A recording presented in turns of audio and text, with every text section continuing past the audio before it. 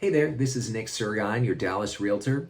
I wanted to talk today a little bit about a couple of scams that we're seeing going on in the market for real estate.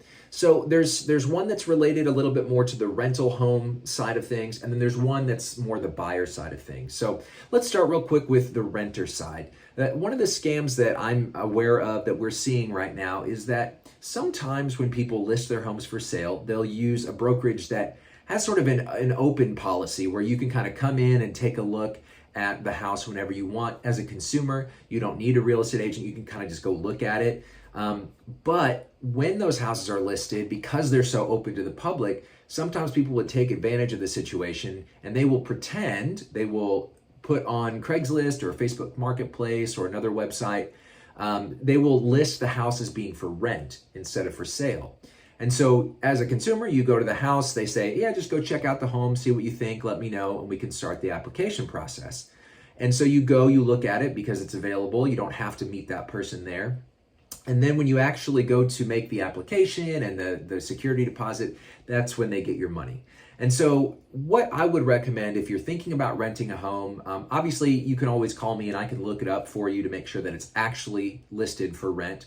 And I can check with the listing agent too if for some reason they have it for sale on one website and for rent somewhere else. The other thing you can do is sort of a quick check is just Google the address, make sure you see on multiple websites where it says for rent. When we list something for rent as agents, it hits lots of different websites. So you shouldn't just find it in one place. It should be on a few different websites. At the end of the day, though, feel free to call me. I can look it up for you just to make sure that you're not getting scammed by someone who wants your down payment or security deposit, rather. The other scam that we're seeing, it has to do with getting your down payment from you. So this one's a little more complex, but again, there's large sums of money involved. So people are willing to kind of invest the time and research and really do I guess you could even say the hacking that needs to be done in order to make this scam work.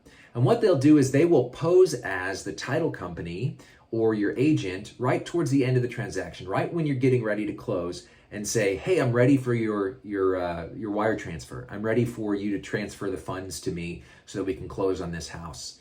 And it's one of those that you think, well, I wouldn't do that. That seems like something that'd be easy to spot. But you'd be surprised how people have fallen for it before. It happens to the best of us. We all have our vulnerabilities. And some people have heard that and thought, well, it's logical. This is the time when they would be requesting that.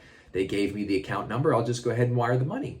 And so they wire the money off and it ends up being someone who is not legitimate. It's not the title company, and you end up losing that money or having to sue to get it back or work with your bank to figure something out. So the way you can prevent that one is to make sure that when you first start working with the title company, if they give you wire instructions at that time, you can call and verify them.